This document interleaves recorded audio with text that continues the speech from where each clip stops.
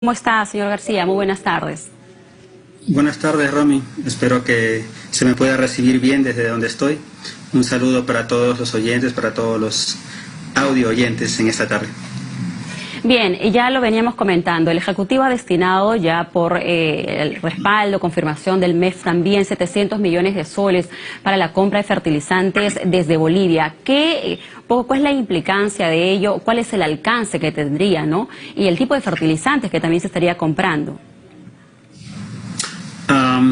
Bueno, 700 millones de soles es el estimado de la importación del año 2020, aproximadamente un 20 a 25% del consumo de fertilizante nacional.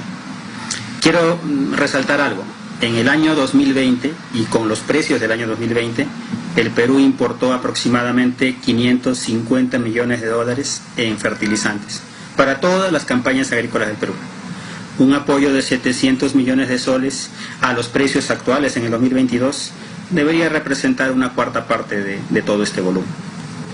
Ahora, Bolivia es posiblemente la alternativa más cercana, dado el costo del transporte y dado las dificultades que tenemos desde el inicio de la pandemia por acceder a fertilizantes en nuestro país. Así que me parece que es una medida paliativa, una medida que ayuda, una medida que definitivamente es útil en este contexto.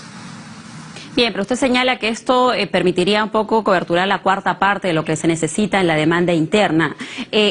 Pero Bolivia, si se destinara en adelante más presupuesto, ¿sí tendría la capacidad de poder dotarnos de más fertilizantes o habría que buscar otros mercados también en la región? Bolivia, a diferencia del Perú, ha sabido aprovechar bien su riqueza de gas y en los últimos años ha invertido en la construcción de fábricas de fertilizantes.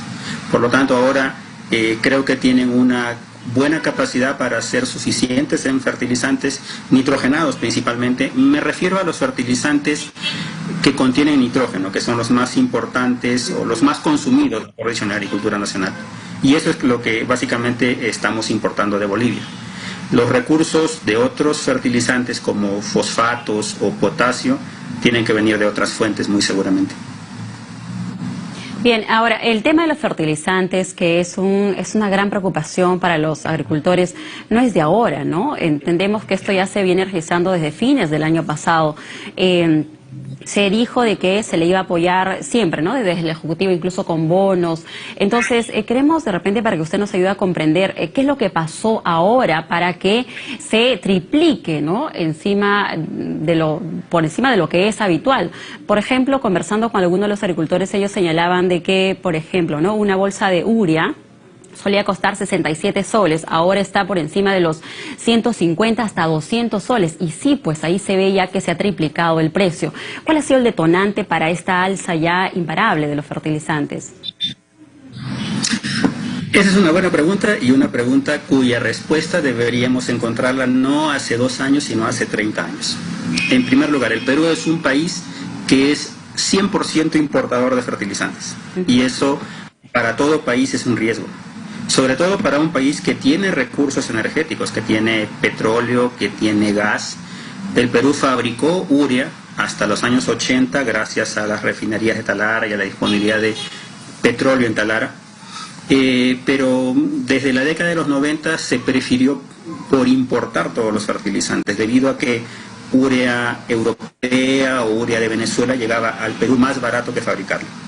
Por supuesto, en un contexto donde el fertilizante importado es más barato, es muy tentador depender del extranjero. Pero ya vemos que 2 golpes muy duros se han dado para que el precio de los fertilizantes se triplique. Primero ha sido el contexto de la pandemia de coronavirus, que afectó la producción de muchos países en fertilizantes y principalmente aquellos países que son proveedores de fertilizantes del Perú.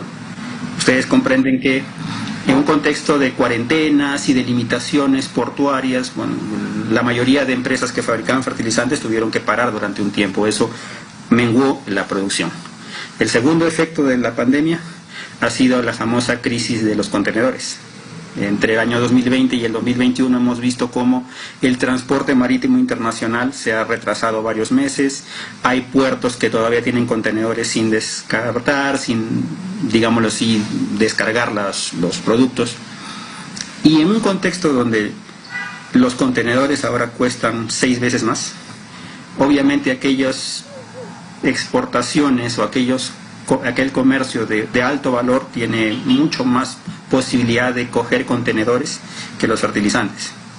Me quiero decir, es mucho más fácil otorgarle contenedores a la importación de laptops o de celulares que de fertilizantes, que tienen mucho menos precio por kilo. Y el último golpe definitivamente es el contexto bélico entre Rusia y Ucrania, dos países que son de los principales proveedores de fertilizantes nitrogenados para el Perú. Entonces, las restricciones a las importaciones que vienen de Rusia y, digámoslo, el efecto que tiene la guerra sobre Ucrania y sobre su producción va a golpearnos todo este año 2022. Claro, usted nos dice cómo dependemos, ¿no?, al 100% de la importación, y sobre todo llama la atención de que usted señalaba que tiempos atrás, años atrás, sí producíamos urea, pero se detuvo porque era más barato pues comprar, ¿no?, importar, que producir nosotros mismos, y ahora nos pasa la factura. Entonces esta situación nos pone pues en una situación o en este contexto bastante difícil, sobre todo para los pequeños agricultores. ¿Cuál es el camino que queda en todo caso? ¿Qué es lo que usted ve a futuro, ¿no?, de lo que es nuestra dependencia de lo que es fertilizantes de los mercados exteriores? Depender de los mercados exteriores no se va a resolver en este año ni en el próximo. Es una tarea, o mejor dicho, evitar la dependencia o terminar con la dependencia de los fertilizantes, o por lo menos reducirla mayormente, va a pasar porque en el Perú se invierta en la producción nacional de fertilizantes.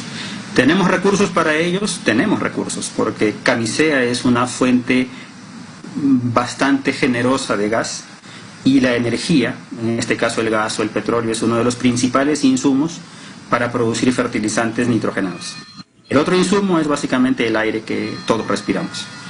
Entonces, ¿cuál es el costo de inversión? Hace poco leí en un documento que Argentina ha decidido invertir a través de un consorcio privado y de los recursos petroleros de Argentina en una fábrica de fertilizantes que va a significar más o menos el 50% de su consumo, con una inversión de más o menos 750 millones de dólares. Entonces, es para darnos una idea de cuánto costaría en el Perú que el capital privado y, por supuesto, la inversión pública se junten para una fábrica de fertilizantes que pudiera ayudarnos a solucionar esta dependencia. Ahora, Argentina es un país que tiene mucha más superficie agrícola, que tiene mucho más consumo de fertilizantes que el Perú, con una población más grande. Incluso con el gran crecimiento en el consumo de fertilizantes que se ha dado en los últimos 10 años por el incremento de los cultivos de exportación, paltos, uvas, arándanos, son los principales consumidores de fertilizantes en nuestro país.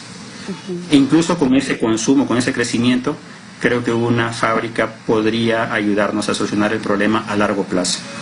En el corto y mediano plazo lo que queda es buscar nuevas fuentes, nuevos proveedores, nuevos países que puedan proveernos de fertilizantes.